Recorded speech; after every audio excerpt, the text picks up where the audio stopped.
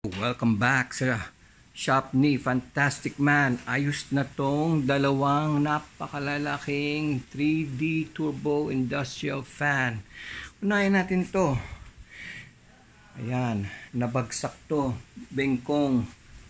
Napalakas na, napalitan ng capacitor. Pero ang daming vibration. Inalign, inayos, hinanap. Yan. Ayos na. Pakinggan. Number 1. Number 2. Pascal yan. Matagal na to. Sobrang linis na rin. Dumating. Medyo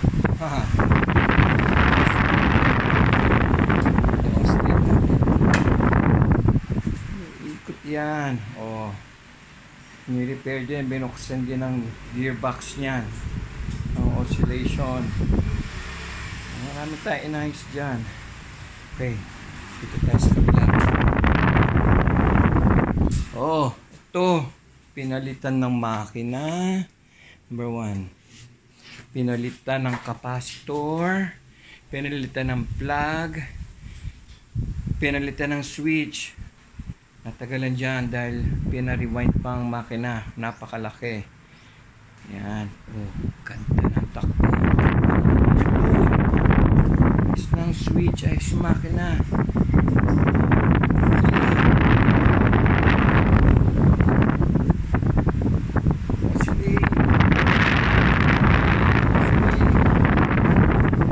Yan.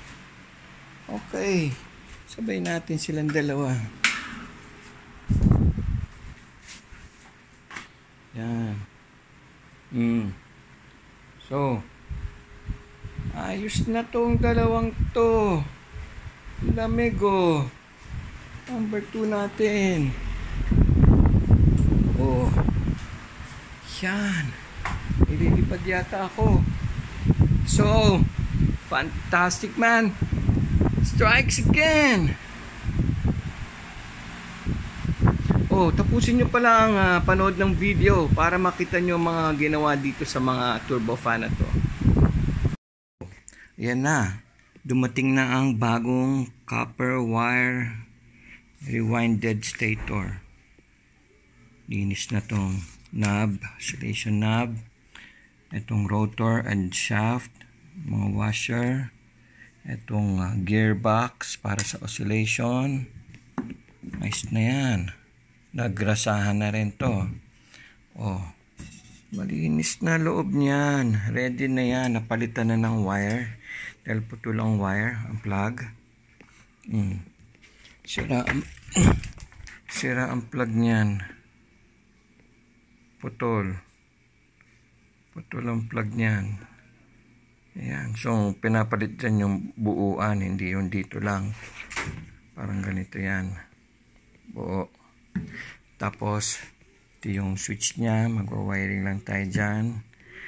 Ayan, nalagyan na ng oil yan at dinagdagan ko ng oil foam. Kulang na kasi malinis na yung loob nya. Yan yung back, ito yung front. Yan, may oil na rin yan. Nadagdagan na rin yung foam para mas maraming oil na karga.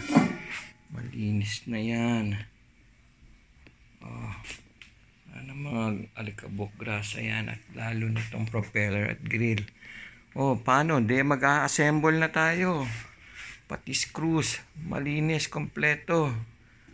Oh, game! Testing. Okay na makina, nakabit na lahat, malinis na. Kaya lang binibigyan ako problema nitong switch eh. Oh. Maluwag. Kasi ano yan? Bali, hindi ma-screw. Bali, yung leeg niya na nandun, bali. Tapos may nag-i-spark dyan eh. O, minto oh, hindi yung kapit oh. Number 2 natin, number 1 yan. Number 2. Yan oh. Ano na, sira na yung switch niya. Walang mabilan.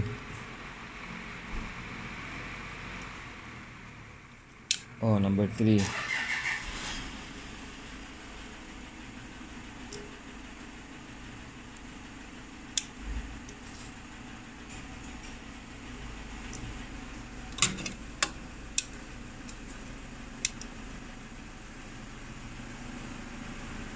Maingay yung kotse, sinabayan ako, hindi ko madinig.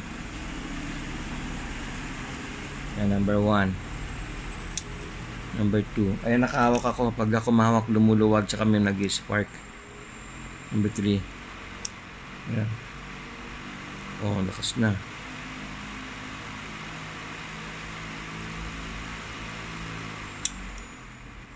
Two. 1. So, try ko maghanap nitong switch. Laki ng binibigay sa akin. Problema nito. Yung plug na ayos ko na. Yung motor. Yung kung ano-ano dyan. Yung isa okay na rin. Wala nang ano yung vibration. Luwag eh.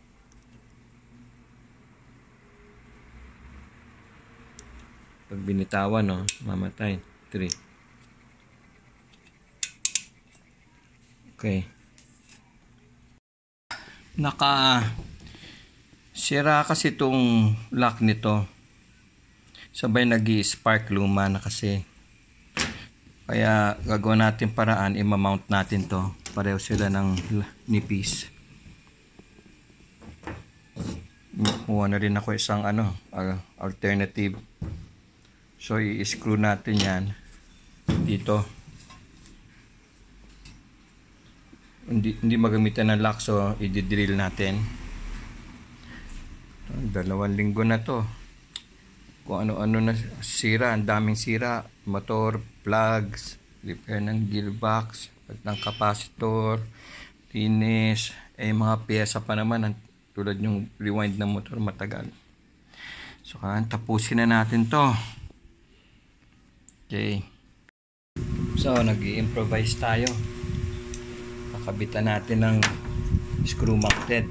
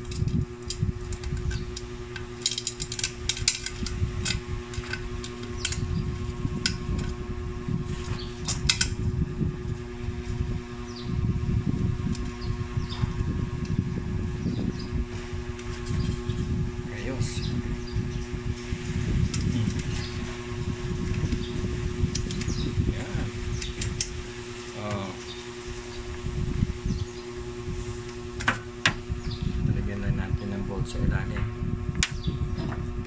Ito hindi na. Diskarte lang yan eh. Babaon pa yan kasi may thread yan. Gawa ng paraan, no? Yan na. Gawa na lahat to. Hinihintay na lang yung Lalamove car. Babalik na sa may-ari. Ayos na yan. Maandar na lahat yan. Malinis na. Mukha ng bago.